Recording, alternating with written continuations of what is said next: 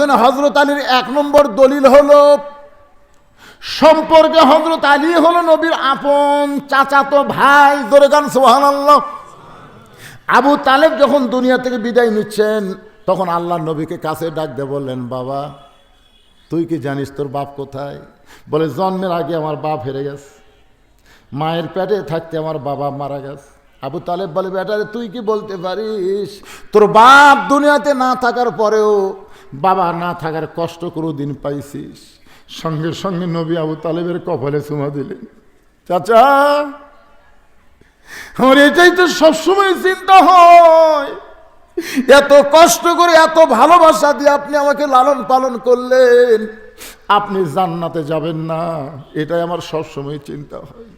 চাচা গো, খালি একটা বার আপনি বলেন লা ইলাহা ইল্লাল্লাহ। আমি নবী ওয়াদা করতেছি, কোনো নামাজ পড়া লাগবে না, রোজা করা লাগবে না, শুধু কলিমা পড়ে দুনিয়া থেকে চলে যান, আমি আপনার হাত ধরে আমার সঙ্গে করে জান্নাতে নিয়ে যাব। আবু তালেব বললেন, বেটা তোকে যে জন্য আমার কাছে ডাকছি সেইটা তুই কি শুনবি না? নবী বললেন, চাচা কি জন্য ডাকলেন?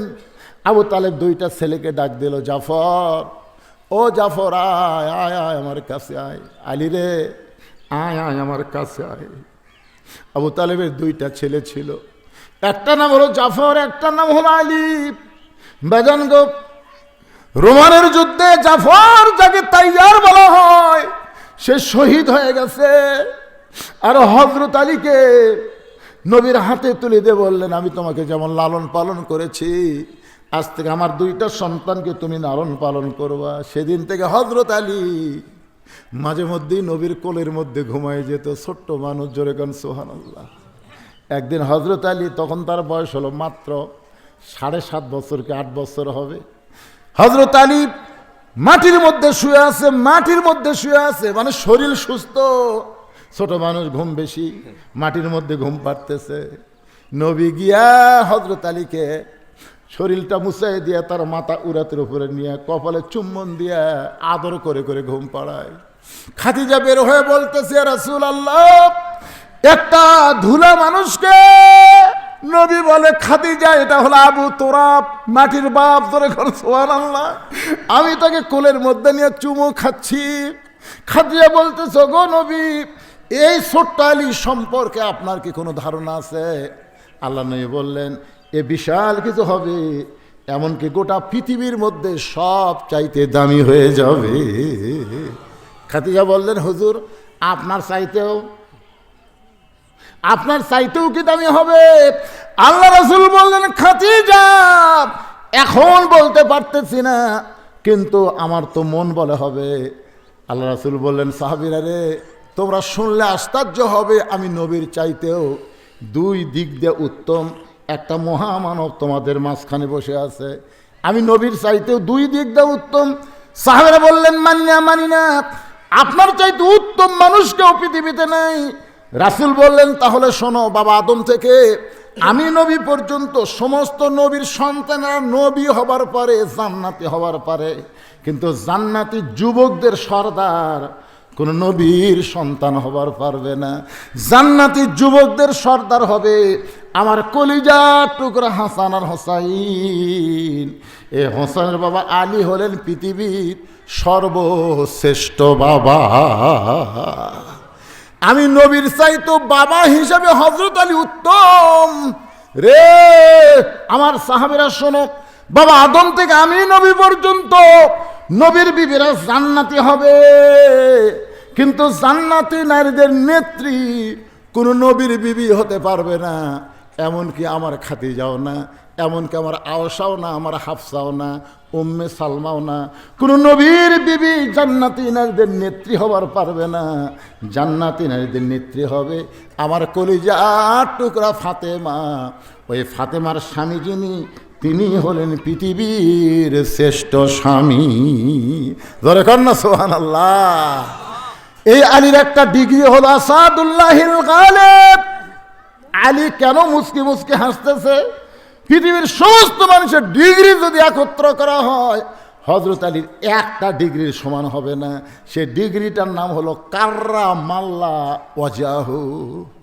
কাররাম আল্লাহ ওয়াজহাহু। কোন সাহাবীর ডিগ্রি নাই, কোন নবীর এই ডিগ্রি নাই, যেই ডিগ্রি আল্লাহ আসমান থেকে হযরত আলীকে দান করেছে। জোরে কোন সুবহানাল্লাহ, সুবহানাল্লাহ কোন না কেন ভাইজান?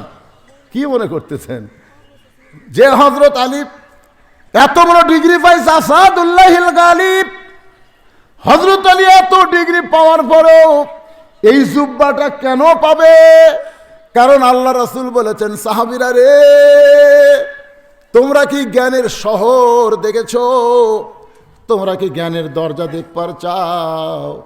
জ্ঞানের শহর আর শহরের দরজা কি দেখবার চাও? সাহাবীরা বললেন, এ রাসূলুল্লাহ, আমরা কেমনে দেখব? আল্লাহ নবী যদি আমাদের না দেখায়। তখন রাসূল আলীকে কাছে ডাকলেন।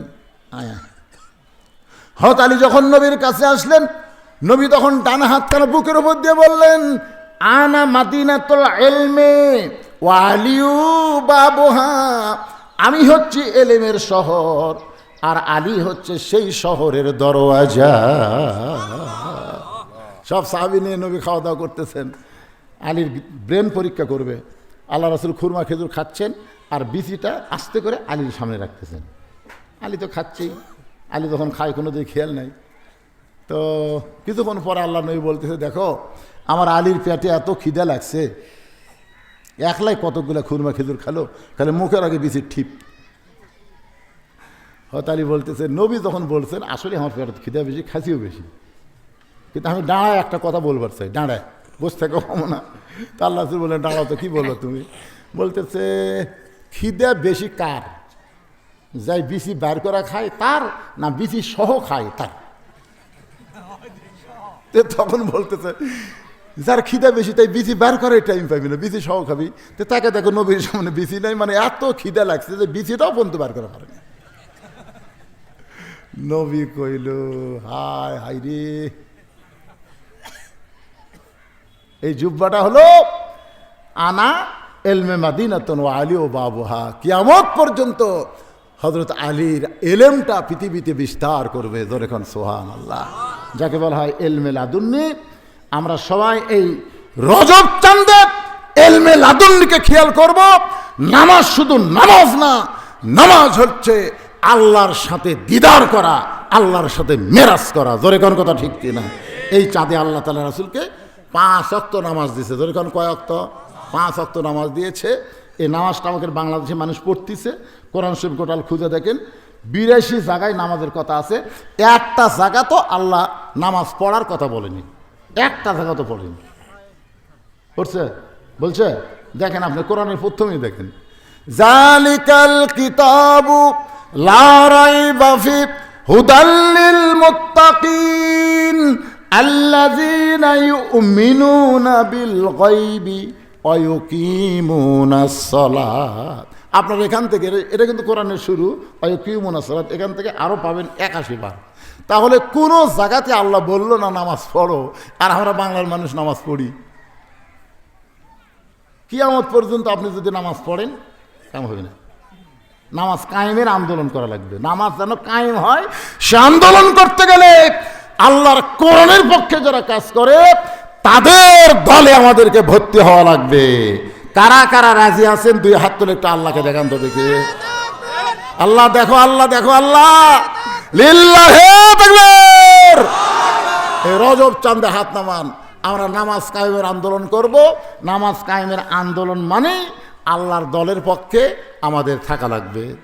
কারণ যত দল আছে, এই দল যদি ক্ষমতার যায়, এরা নামাজ কায়েম করবে? খালি নামাজ নামাজ করবে।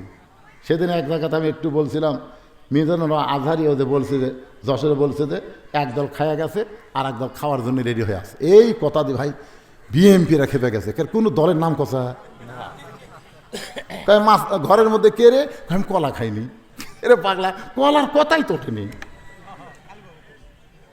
কোনো দলের নাম করছে, একদল খাসে একদল খাবি। ওরা বুঝা পাচ্ছে যে খাওয়া দল তো আমরাই। একেবারে বিএমপির নেতা খেতা যা আছে ভাই, মিজানুর আজহারের বিরুদ্ধে। আরে পাগলা থা, তোরা যত বিএমপি আছো, যত নেতা আছে, সব মিলে এক জায়গায় যা, আর মিজানুর রহমান আজহারি এক জায়গায় যাবি। তোরকে কর্মীগুলাও গোপনে পলে উঠে যাবি। তোর কোনো কথা ঠিক কিনা? তোরকে যে সুপার সাইজ, তোরকে যে কথার সাইজ। এরকম কোনো কথা সন্ত্রাসী না। আমরা বিএনপি জামাত মিলেমিশে থাকতে চাই। জোরে কোন কথা ঠিক কি না? আমরা 4 ভাই, আমরাই 4 ভাই। আমার বড় ভাই ডাহা আওয়ামী লীগ, প্রাইমারি হেডমাস্টার আওয়ামী লীগ। আমার 2 ভাই 2 কলেজের প্রফেসর বিএনপি করে।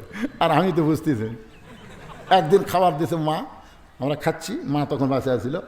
তো মা সবসময় মাছের মাথাটা হামাক দেয়, মানে আমি হুজুর মানুষ তো মায়ের কাছে একটা দয়া বেশি, তো মাছের মাথা হামাক দিয়েছে। আমার বড় ভাই বলতেছে, খা হুজুর খা, যে হারে পুলিশ ঘুরতেছে হুজুর, খা হুজুর। আওয়ামী লীগ করে তো পুলিশের ভয় দেখাচ্ছে। তখন আমি আস্তে করে মাথা তুলে ভাই দিলাম, খাও ভাই খাও, যে হারে আজরাইল ঘুরতেছে ভাই খাও। মুসলমান যারা হবে তারা পুলিশ ঘোরার চিন্তা করবি না, তারা আজরাইল ধরার চিন্তা করবি। কথা কন না কেন? কথা কন। তা আপনি কোন দলের উপর আপনি মরবার চাচ্ছেন? আর কবরে রাখার সময় যদি বলা হয় বিসমিল্লাহি আলা মিল্লাতি রাসূলিল্লাহ, দল করলো কার? আর কোন দলের মধ্যে কবর থাকবো? বাটাম পিটা হবো রে। যদি ফুলগুলো হয় অভিমানে ঝরে যায়, আমি মালা গেথে বলো কারে পরাবো, সে যে কেন এলো না, কিছু ভালো লাগে না, কবরে আসুক তারে।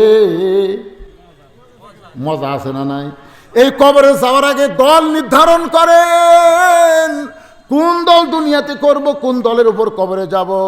আল্লাহ আমাদের সবাইকে মিলামিশা থাকার তৌফিক দিক। ধরে কোন আমিন। হাসিনা পলানোর পরেই আমার বড় ভাই আমার মাদ্রাসা যাচ্ছে, আসিয়া দেখি মসজিদের মধ্যে ঢুকে নামাজ পড়তেছে। আওয়ামী লীগ তো, ডাহা আওয়ামী লীগ। নামাজ পড়ানোর পরে আমি বাড়ি বললাম, ভাই খবর কি? তৌবা করবাচ্ছি ভাই। এই আমার যান পুলিশ টুলিশ না ধরে, তুই পুলিশ হাতে লাইন কর, আমি কিন্তু তৌবা করতেছি। আমি একেবারে মাদ্রাসা সব ছাত্রক ডেকে বললাম, ভাই খালি খালি তৌবা হবি না, কিছু দিয়ে কাম করা লাগবে। সব ছাত্রকে একসাথে খিলে আমার ভাই তৌবা করে লিয়া জামাত তো আসেনি পারে, সারা আচ্ছা ঘোড়া আমাদের তো বিএমপিত গেছে। তো যাক তাও তো গেছে না, কি বলতেছেন?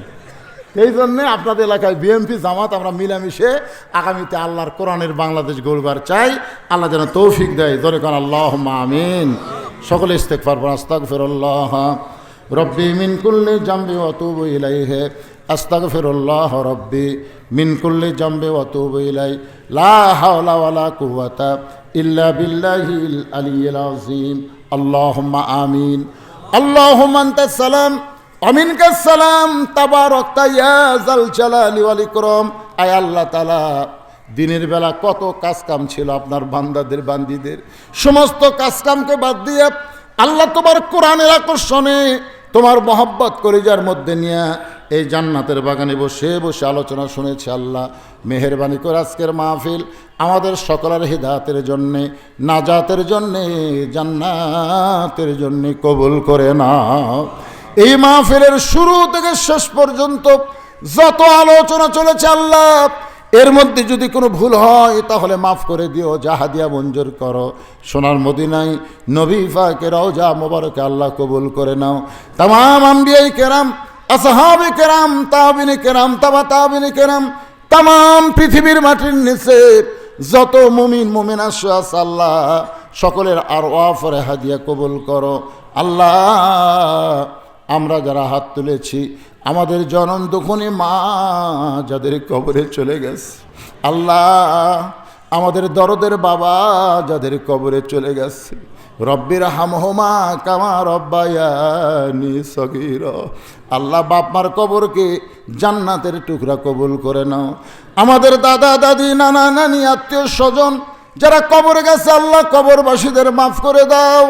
এই মাদ্রাসাকে কিয়ামত পর্যন্ত কবুল করো। এই মাদ্রাসায় যারা দাতা সদস্য, যারা দান করলো, যারা দান করবে, আল্লাহ সকলের দানগুলোকে জান্নাতের বিনিময় হিসাবে কবুল করে নাও। আল্লাহ আজকের মাহফিলের সম্মানিত সভাপতি আমার ভাইকে আল্লাহ তুমি কবুল করো, সহসভাপতি কবুল করো, বিশেষ অতিথিদের আল্লাহ তুমি কবুল করো, আলেম ওলামাদের কবুল করো, হাজী সাহেবদের কবুল করো, মুরব্বীদের কবুল করো। আল্লাহ যুবকদের কবুল করো, কচি কাঁচা বাচ্চাদেরকে কবুল করো। পর্দার অন্তরালে আমার মা বোনেরা আবিদা সালিহা পদ্মারি কবুল করে ফাতেমার চরিত্র দান করে দাও। আল্লাহ আমি অসুস্থ, আমার মতো অসুস্থ অবস্থায় যারা হাত তুলেছে সুস্থতা দান করো। আল্লাহ ঘরের মধ্যে যখন ছিলাম একটা মুরব্বী আসলো, আল্লাহ কিডনি দুইটা অকেজো হয়ে গেছে, ডায়ালিসিস করা লাগতেছে। আল্লাহ দোয়া করি, আল্লাহ তাকে তুমি পুরাপুরি সুস্থতা দান করো। আল্লাহ তাকে দেখতে গিয়া আমাকে বাবা বলে সম্মান করে তার স্ত্রী। আল্লাহ অ্যাক্সিডেন্ট করে হাত তার ভেঙে গেছে। আল্লাহ সে অসুস্থ অবস্থায় আছে। ও মাবুদ, যারাই আমরা অসুস্থ সকলকে সুস্থতার নিয়ামত দান করো। কোরআনের বাংলাদেশ হিসেবে আল্লাহ কবুল করো। খালি মাদ্রাসার দেশ, মসজিদের দেশ বললে হবে না। গোটা পৃথিবীর মধ্যে সবচাইতে বেশি মসজিদের দেশ হলো বাংলাদেশ, সবচাইতে বেশি মাদ্রাসা হলো বাংলাদেশ। আমরা আগামীতে কোরআনের বাংলাদেশ দেখতে চাই। আল্লাহ কবুল করো। আল্লাহ যে পথে চললে খুশি হবে সে পথে কবুল করো, যে পথে চললে বেজার হবে সে পথ থেকে আমাদেরকে ফিরিয়ে দাও। নফসের ধোঁকা, শয়তানের ধোঁকা থেকে আল্লাহ আমাদেরকে হেফাজত করো। আল্লাহ কত মানুষের জানাজার নামাজ আমরা পড়েছি, এই দুই হাত দিয়ে কত কবরে আমরা মাটি দিয়েছি। আল্লাহ একদিন আমাদের সবাইকে ঈমানের সঙ্গে কবরে যাওয়ার তৌফিক দিও। এই মাদ্রাসার ম্যানেজিং কমিটির সভাপতি, সহসভাপতি, সেক্রেটারি, ক্যাশিয়ার, এই মাদ্রাসার সদস্য, আল্লাহ সকলকেই তুমি মাফ করে মৃত্যুর সময় আমাদের জবানে তুমি জারি করে দিও, লা ইলাহা ইল্লাল্লাহু মুহাম্মাদুর রাসূলুল্লাহ।